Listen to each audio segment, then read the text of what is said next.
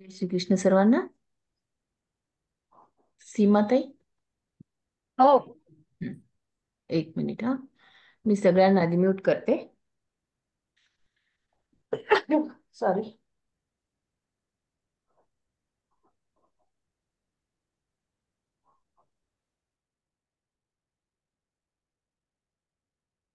सीमाताई, तुम्ही स्वतःला अनम्यूट करून घ्या.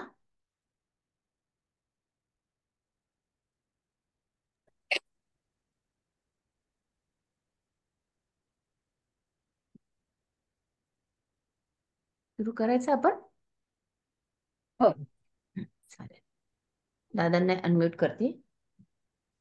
हो हो हो. हा, करायचं.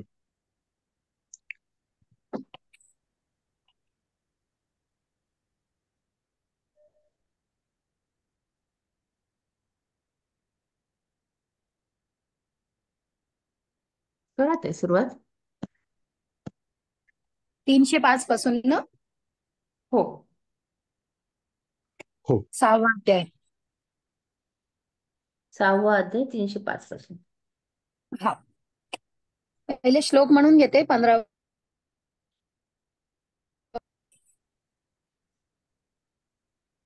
करू. हो हो. हो. जय श्रीकृष्ण.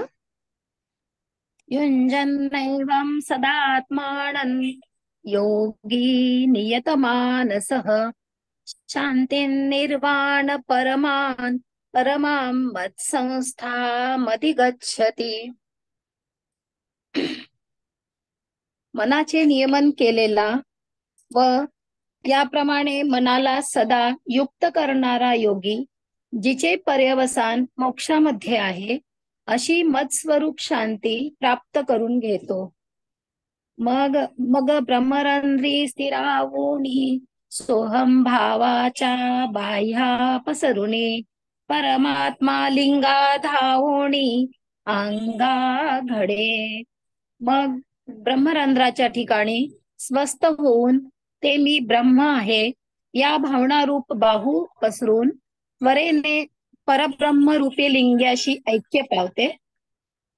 तव महाभूतांची जवनिका फिटे मग दोहीसी होय झटे. तेथे गगना सकट आटे समरसी तिथे. तेव्हा पंचमहाभूतांचा पडदा नाहीसा होतो. मग शक्ती आणि परमात्मा यांचे ऐक्य होते.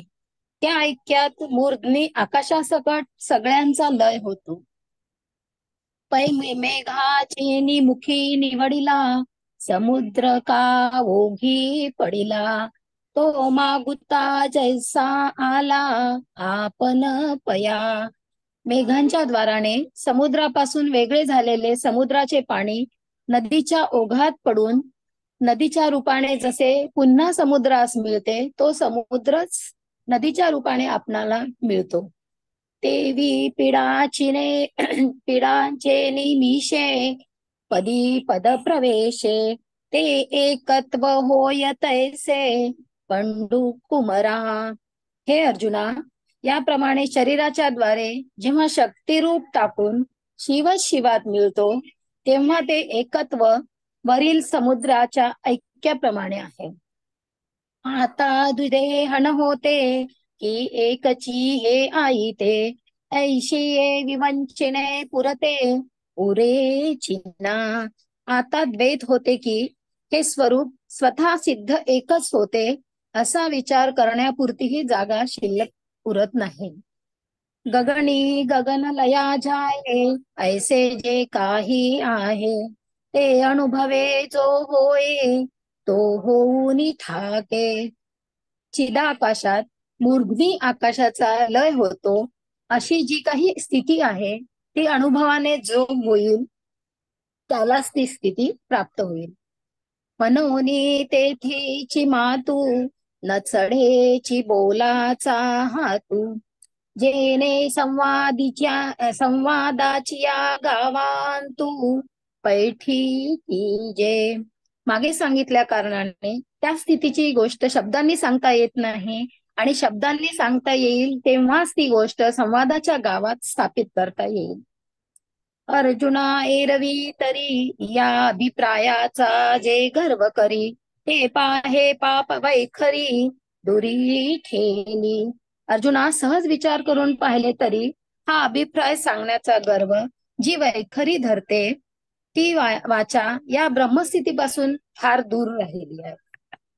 भ्रूलता मागिलीकडे तेथ मकारेचे अंगण मांडे, सडे या प्राणा साकडे गगना येता.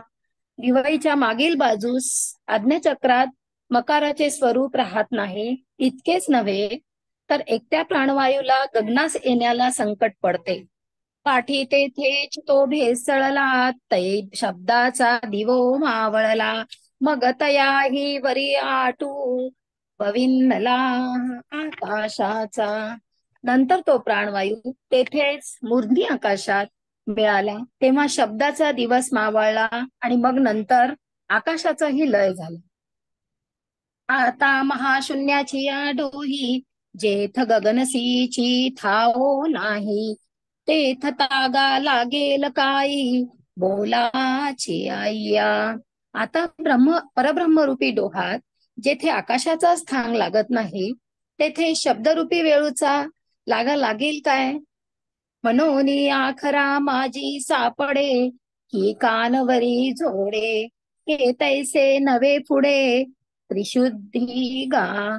या कारणास्तव ती ब्रह्मस्थिती अक्षरात सापडेल अथवा कानांनी ऐकता येईल अशी खरोखर नाही, हे त्रिवार सत्य आहे. जे काही देवे अनुभविले ठावे, ते आपणची हे ठाकावे होऊन या. जेव्हा कधीतरी दैवयोगाने हे अनुभवाला प्राप्त होईल तेव्हा आपणच होऊन राहावे असे ते आहे. पुढती जाणणे ते नाहीची, मनोनी असो किती हेची. बोलावे आता वायांची धनुर्धरा. अर्जुना, तद्रूप झाले म्हणजे त्यापुढे आता जाणणे काही उरले नाही. म्हणून आता हे राहू दे, हेच व्यर्थ किती बोलावे. ऐसे शब्द जात मागोते सरे, तेथ संकल्पाचे आयुष्य पुरे. वाराही जेथ न शिरे विचाराचा. याप्रमाणे शब्द मात्र जेथून माघारी फिरतो तेथे संकल्पाचे आयुष्य संपते आणि संकल्प नाहीसा झाला व विचाराचा वाराही तेथे प्रवेश करू शकत नाही. जे उन्मचिनीयेचे लावण्य, जे तुर्येंचे तारुण्य, अनादि जे अगण्य परम तत्व, जे परमात्मतत्व मनरहित अवस्थेचे सौंदर्य आहे व चौथ्या ज्ञानरूप अवस्थेचे तारुण्य आहे आणि जे नित्यसिद्ध व अमर्याद आहे. जे विश्वाचे मूळ, जे योग द्रुमाचे फळ, जे आनंदाचे केवळ चैतन्य का. जे आकाराचे शेवट आहे, जे मोक्षाचे ठिकाण आहे, ज्या ठिकाणी आरंभ आणि शेवट ही नाहीशी झालेली आहे. जे आकाराचा प्रांतू, जो मोक्षाचा एकांतू, जेथ आदी आणि अंतू विरोणी गेले. जे त्रैलोक्याचे कारण आहे, जे अष्टांग योग रूप वृक्षाचे फळ आहे, जे आनंदाची केवळ जीवन कला आहे,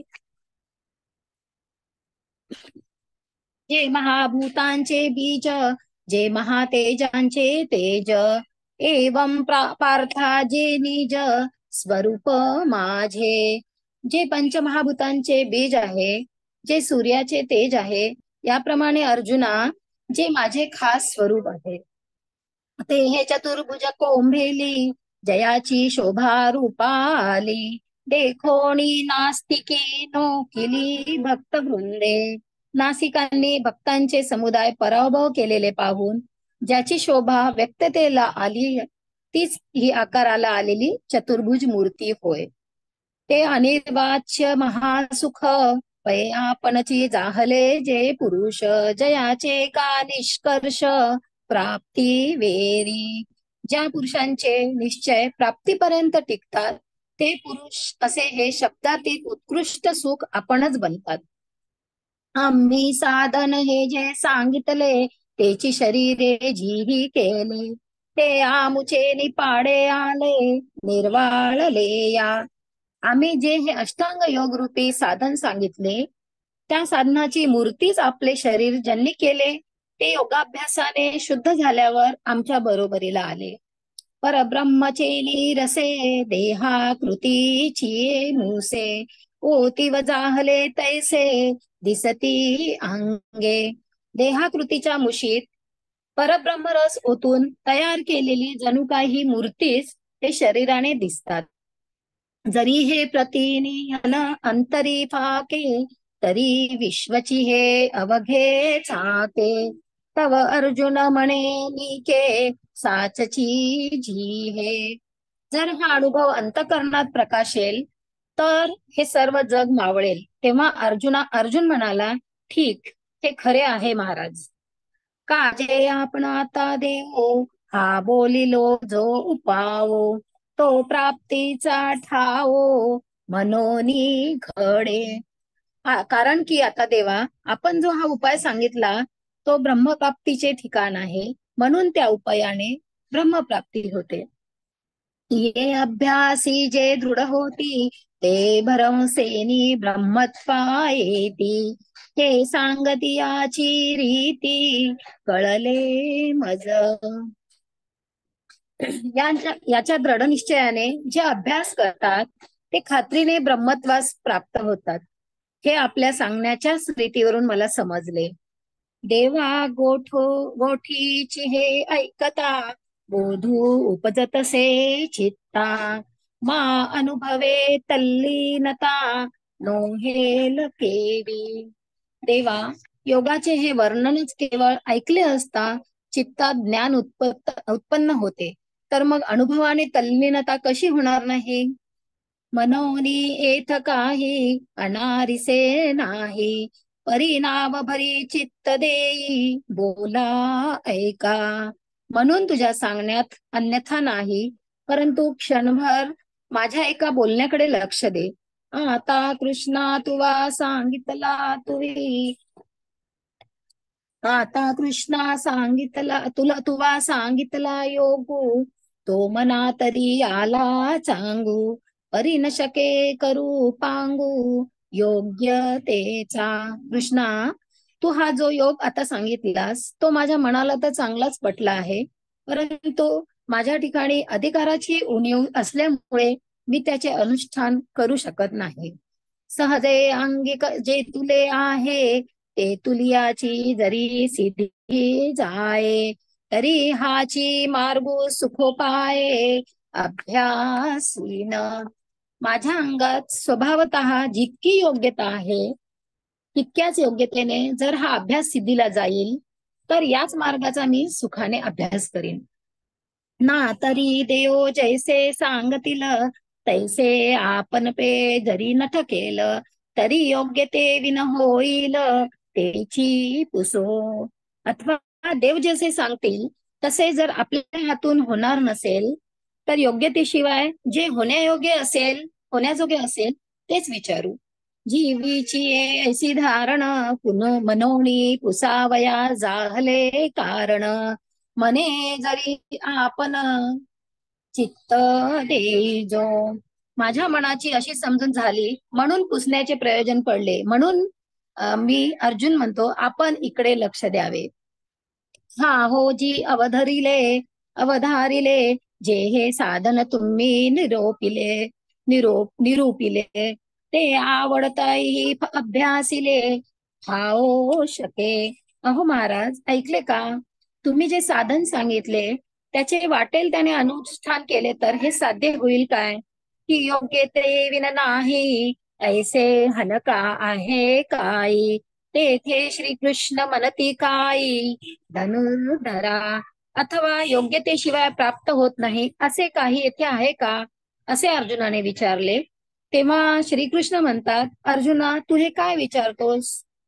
ही हे काज कीर निर्वाण परी आणि काही साधारण तेही अधिकाराचे ओढवे विन काय सिद्धी जाय.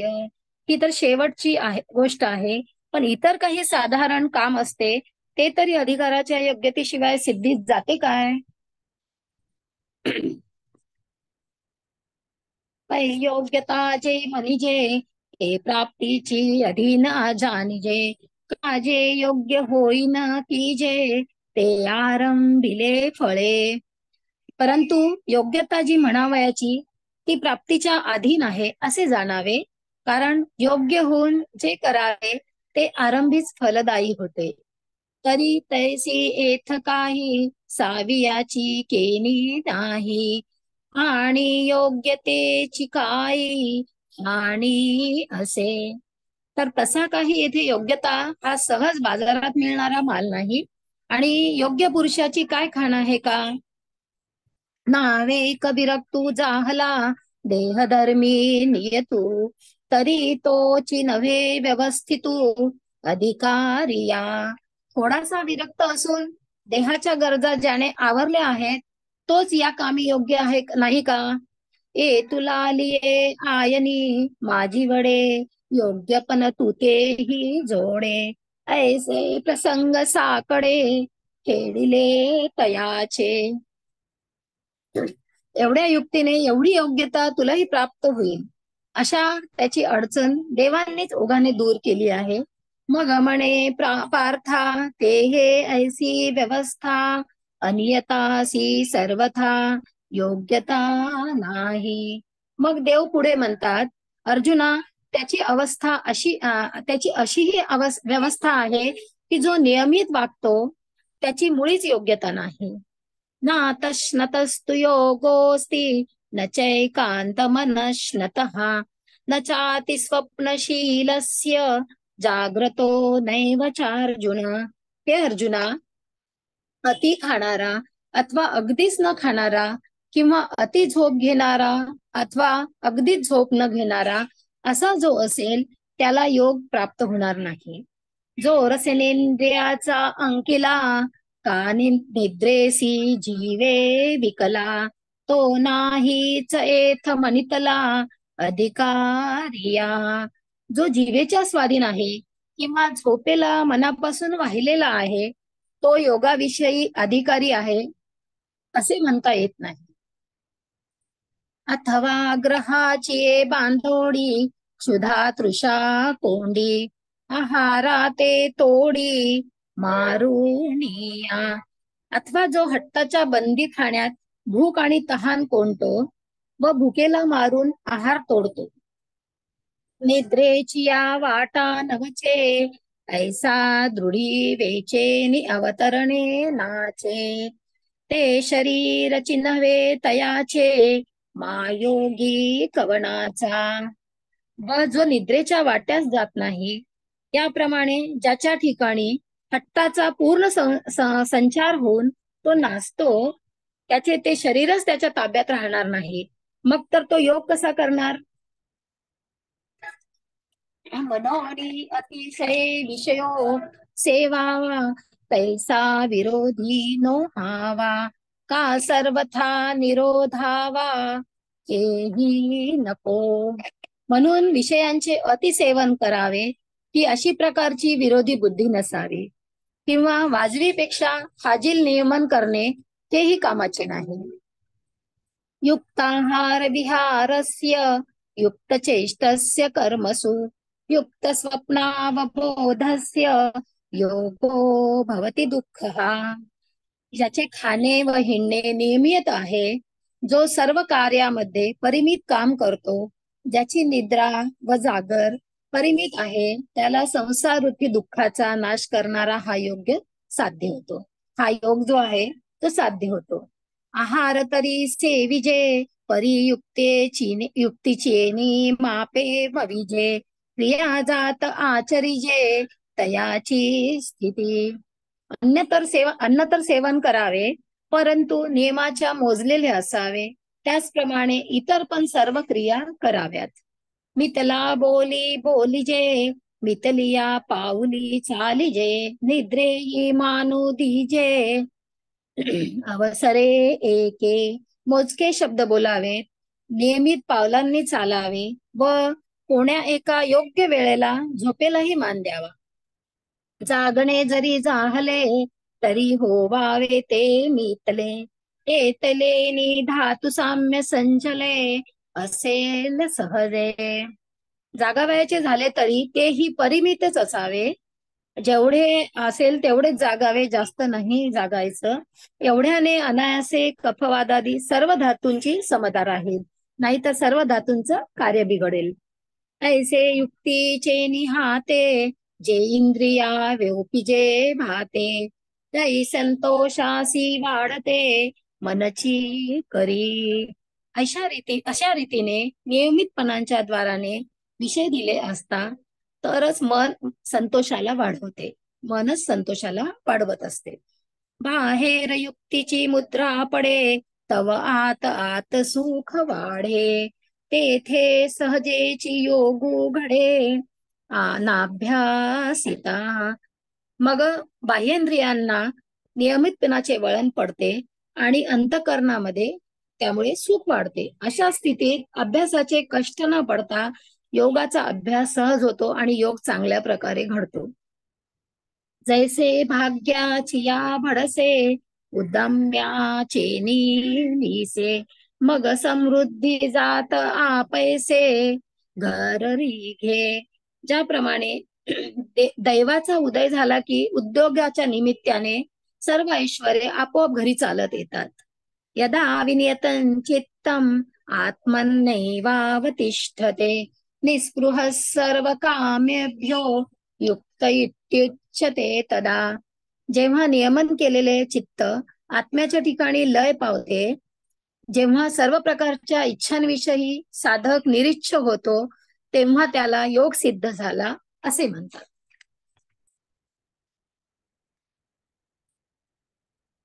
ऐसा युक्तिमंतु कौतुके, ध्यासाचिया मोहरा ठाके, आणि आत्मसिद्धीची पीके अनुभवू तयाचा. त्याप्रमाणे नियमाने वागणारा पुरुष ज्या वेळेस लीलेने आपला मोर्चा योगाभ्यासाकडे वळवतो, त्याच वेळेला त्याचा अनुभव आत्मप्राप्ती रूपाने पिकतो. मनोनी युक्ती हे पांडवा, गडे जया सदैवा, तो अपवर्गीची ये राणीवा अलंकारी जे. म्हणून अर्जुना, हा नियमितपणा ज्या भाग्यवानाच्या हातून घडतो, तो पुरुष मोक्षाच्या राज्याने अलंकृत होतो. 356 झाले म्हणू अजून ताई? 363 पर्यंत घ्या वाटलंच ताई, चालेल. बर, हा, ठीक आहे. हा. एक श्लोक फक्त. युक्ती योगाचे आग पावे, ऐसे प्रयाग जेथ भरवे. म्हणून युक्ती हे पांडवा, घडे जया सदैवा, तो अपवर्गीची राणीवा अलंकारी जे. म्हणून अर्जुना, हा नियमितपणा ज्या भाग्यवानाच्या हातून घडतो, तो पुरुष मोक्षाच्या राज्याने अलंकृत होतो. युक्ती योगाचे अंग पावे, ऐसे प्रयाग जेथ होय बरवे, तेथ क्षेत्र संन्यासे स्थिरावे मानस जयाचे. नियमितपणा ज्या वेळेस योगाला जाऊन मिळतो व असा दोघांचा प्रयागरूप चांगला संगम होतो, जिथे होतो त्या ठिकाणी त्याचे मन क्षेत्र संन्यास करून स्थिर होते. यथा दीपो निवातस्थो नेंगते सोपमा स्मृता, योगिनो यत चित्तस्य युज्यतो योगमात्मना. वायुरहित प्रदेशामध्ये असलेला दीप ज्याप्रमाणे चलन पावत नाही, तीच उपमा चित्ताचे नियमन केलेल्या व आत्मयोगाच्या अनुष्ठान करणाऱ्या योगी मनुष्या संबंधाने जाणावी. तया ते योग मुक्त तू मन, हेही प्रसंगे जाण, ते दीपाचे उपलक्षण निर्वातींचिया. त्याला तू योगयुक्त म्हण. त्या पुरुषाच्या मनाच्या स्थितीला निर्वात स्थलीच्या दीपाची उपमा योग्य होईल, हेही तू प्रसंगानुसार समज. आता तुझे मनोगत जाणुनी, काही एक आम्ही म्हणोनी, ते निके चित्त देऊनी परिसावे गा. आता तुझ्या मनातील अभिप्राय ओळखून तुला मी काही थोडे सांगतो, ते तू चांगले चित्त देऊन ऐक. तू प्राप्तीची चाड वाहसी, परी अभ्यासी दक्षू नवसी, ते सांग पाकाय बिहसी दुवाडपणा.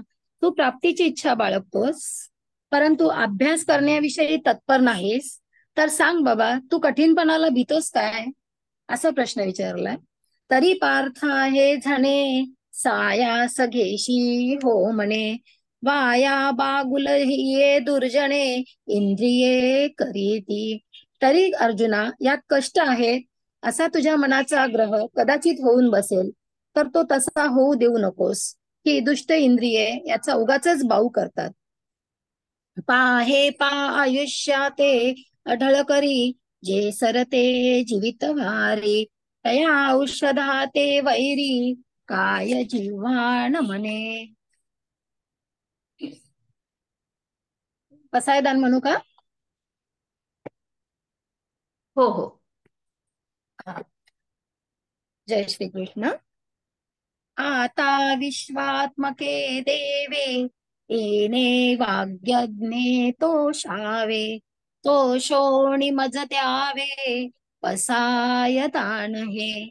जे खळांची व्यंकटी सांडो, तया सत्कर्मी रती वाढो, भूता परस्परे जडो, मैत्र जीवांचे, दुरितांचे तिमिर जाओ, विश्वस्वधर्म सूर्ये पाहो, जो जे वांछिल तो ते लाहो, प्राणी जात वर्षत सकळ मंगळी, ईश्वर निष्ठांची मांदियाळी, अणवर्त भूमंडळी, तेट तू या भूता, चला कल्पतरुंचे आरव, चेतना चिंता मनीचे गाव, बोलते जे अर्णव पुरुषांचे, चंद्रमे जे अलांछन, मार्तंड जे तापहीन, ते सर्वाही सदा सज्जन, सोय रे होतु, किंबहुना सर्व सुखी, पूर्ण कोणीतीही लोकी, भजिजो आदि पुरुषी, आम्ही ग्रंथोपजीविये, विशेषी लोके ये, दृष्टादृष्ट विजये ओ भावेची, इथ म्हणे श्री विश्वेश्वराव, हा होईल दान पसायो, येणे बरे श्री ज्ञानदेव, सुखिया झाला, येणे बरे श्री ज्ञानदेव, सुखिया झाला, येणे बरे श्री ज्ञानदेव, सुखिया झाला. जय श्री कृष्ण. जय मला श्री- संगीताबद्दल तुमचे खूप खूप आभारी. हं. नाही, ताई खूपच माझा आवाज येतोय का? हा. हो हो, येत आहे. नाही, हो, नाही, आपलं वाचन आज खूपच छान झालं ताई. म्हणजे हा. पहा, म्हणजे योग किती चांगला असतो असं नेहमी मी म्हणतो. आज आपल्याला योगाविषयीचं मार्गदर्शन, त्याच्यानंतर आहार, निद्रा याविषयीचं मार्गदर्शन आपल्याला डॉक्टरांच्याकडून होणं अपेक्षित होतं, माऊलींकडून. आणि म्हणजे योग्य व्यक्तीकडून योग्य ते मार्गदर्शन मिळालं असं मी म्हणतो. ते यासाठीच की अच्छा. कारण या विषयाच्या एखादा जाणकार व्यक्ती त्यांच्याशिवाय कोण असणार की जो योग्य धातूंविषयी, शरीरातल्या आरोग्याविषयी सांगेल. फक्त सांगायचे काही माझे मुद्दे एवढेच आजच्या ह्याच्यातले होते की जी भावना अर्जुनाची आहे तशीच हा. भावना म्हणजे मला नेहमी वाटते की योग मार्ग हा स्वीकारायला तसा कठीण असतो असं नेहमीच आपल्याला वाटत राहतं. आणि मलाही तसंच वाटायचं. म्हणजे मी सुरुवातीला जेव्हा त्याचा अभ्यास करत असे तेव्हा असं वाटायचं की ते किती कठीण आहे. परंतु म्हणजे मला नंतर कळायला लागलं की म्हणजे प्राण हा जो काही प्रकार आहे ती एक प्रचंड अशी शक्ती आहे. आणि प्राणाचं नियमन करणं म्हणजे थोडक्यात एखाद्या म्हणजे प्राणाची शक्ती किती असेल तर अणुबॉम्ब इतकी आहे. आणि थोडक्यात त्याचं नियमन करणं किंवा त्याला दुसरी उपमा दिली जाते ती हत्तीची. म्हणजे हत्ती चालवण्यासारखं आहे ते. बरोबर, म्हणजे प्राण शरीरात खेळवणं हे हत्ती चालवण्यासारखं आहे. तर नेहमी म्हणजे योगाचा सराव हा नेहमी गुरुच्या मार्गदर्शनाखालीच करणं अपेक्षित आहे. म्हणजे आपली जी काही सर्व आध्यात्मिक साधनं आहेत, म्हणजे ती सर्व साधनं गुरुच्या मार्गदर्शनाखालीच करायची आहेत आणि गुरुकडूनच ती शिकायची आहेत असं सांगितलंय. म्हणजे नामसाधना जरी म्हटलं तरी ती गुरुच्या आशीर्वादाने, गुरुच्या मार्गदर्शनाखालीच करणं योग्य असतं. तसंच आहे. म्हणजे नुसता अभ्यास करून किंवा पुस्तक वाचून आपल्याला जमेलच अशी खात्री देता येत नाही. म्हणजे करू शकतो, नाही असं नाही. अनेक जन्मांचं पुण्य लागेल, नाहीतर मग चांगदेव होतो असं मी म्हणतो. की म्हणजे 1400 वर्ष तपश्चर्या केली तरी पाठी कोरी राहते. म्हणून मुक्ताबाईंसारखी 14 वर्षाची गुरु करावी लागते. बरोबर, म्हणजे 1400 वर्ष तपश्चर्या करणाऱ्या व्यक्तीला सुद्धा गुरु करावाच लागतो. तसंच आहे. म्हणून गुरुची आवश्यकता खूप आहे. म्हणजे सर्व मार्गांमध्ये गुरुची आवश्यकता खूप आहे. परंतु साधकांनी प्रयत्न सोडायचे का? तर नाही. साधकांनी प्रयत्न करत राहिलेच पाहिजेत. का? तर आपण हळूहळू हळूहळू थोडीशी का होईना प्रगती करत राहू आणि आपली तयारी झाली की गुरु स्वतःहूनच आपल्याला शोधत येतीलच, ही खात्री आहे. म्हणजे ही खात्री प्रत्येकानेच बाळगावी की गुरु आपल्याला शोधत येतात. आणि दुसरा मुद्दा म्हणजे जो आहाराविषयी सांगितलाय की म्हणजे पहा, म्हणजे जर का आपण नियमितपणे शरीराचा आहार, निद्रा, म्हणजे योगशास्त्र असू द्यात किंवा मेडिकल सायन्स असू द्यात, निद्रेला फार महत्व आहे. म्हणजे निद्रा ही योग्य पद्धतीने असणं खूपच गरजेचं असतं. म्हणजे अयोग्य निद्रा म्हणजे अति जागरण, निद्रा न घेणं हे शरीराला हानिकारक असतं. म्हणजे मेंदूच चालत नाही माणसाचा.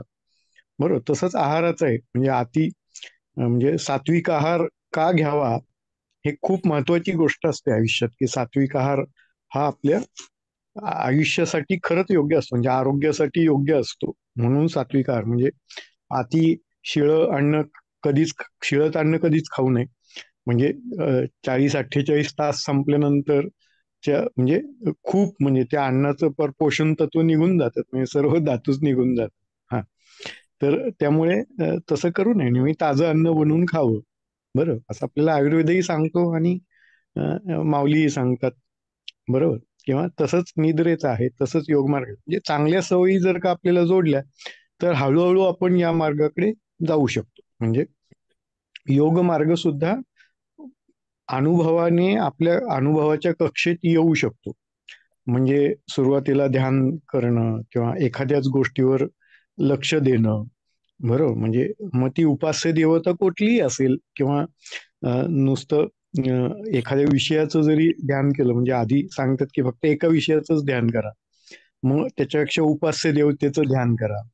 मग ध्यानाचा हळूहळू सराव वाढत जाऊन जाऊन मग पुढच्या गोष्टी येतात. मग हळूहळू यम नियम आचरायला सुरुवात होते आणि अशी प्रगती हळूहळू साधकाची होऊ शकते आणि साधक त्या मार्गाने जाऊ शकतो. फक्त ते अशक्यप्राय नाही. फक्त गुरुचं मार्गदर्शन वेळोवेळी असेल तर तो मार्ग अधिक सुकर होईल असंच सांगण्याचा उद्देश आहे. बरोबर, त्यामुळे गुरुच्या मार्गदर्शनाशिवाय या गोष्टी खरंच करू नयेत असं या मतापर्यंत मी स्वतः आलेलो आहे. म्हणजे स्वानुभवाने की गुरुचं मार्गदर्शन आवश्यक असतं. आणि नामस्मरणावर मी का भर देतो? कारण नामस्मरण हे प्राणायामाचीच क्रिया असते. कारण एका प्रकारे आपला प्राण नियंत्रित होत असतो नामस्मरण करताना. म्हणजे प्राण वर खाली होणं, म्हणजे नामस्मरण करणं हे योग करण्यासारखंच आहे. म्हणजे त्याच्यामध्ये काही फरक आहे असं नाहीये. म्हणजे दोन्ही मार्ग सारखेच आहेत. म्हणजे ते ध्यान करण्यासारखंच आहे नामसाधना करणं. आणि नामसाधना हळूहळू हळूहळू वाढवत न्यायची असते. म्हणून मी परवाही दादांना असं लिहिलं होतं की 24 तास गुणिले 7 दिवस गुणिले 365, बरोबर, हे साधता आलं पाहिजे. बरं, आणि हे साधता येतं. म्हणजे असं नाहीये की हे कसं करायचं, हा सामान्य साधकापुढे वाचकापुढे प्रश्न असतो नेहमी की हे कसं करायचं.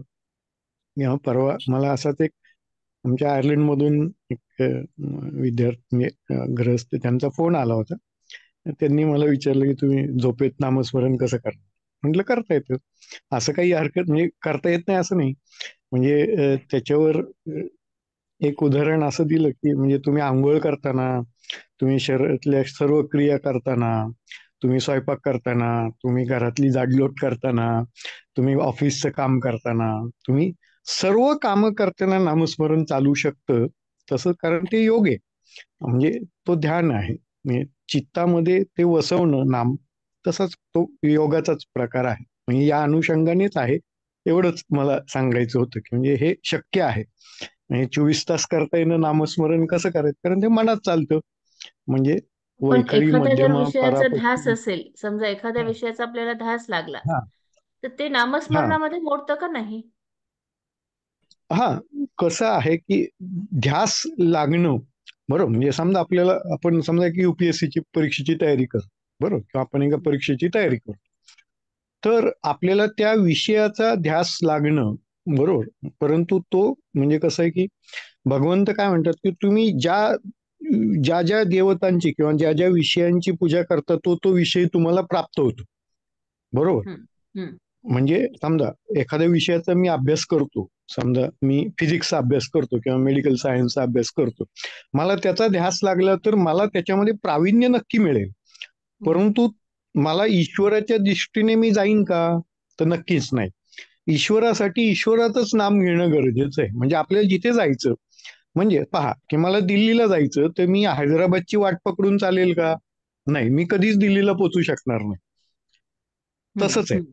म्हणजे बाकीचे जे काही व्यवहारातले विषय आहेत ते तुम्हाला त्या त्या व्यवहारामध्ये किंवा त्या त्या जगातल्या आवश्यक असणाऱ्या गोष्टींमध्ये यश नक्की देतील, बरोबर, किंवा तुम्हाला त्यात प्रावीण्य नक्की देतील किंवा तुम्ही त्या विषयातले जागतिक तज्ज्ञ नक्की व्हाल.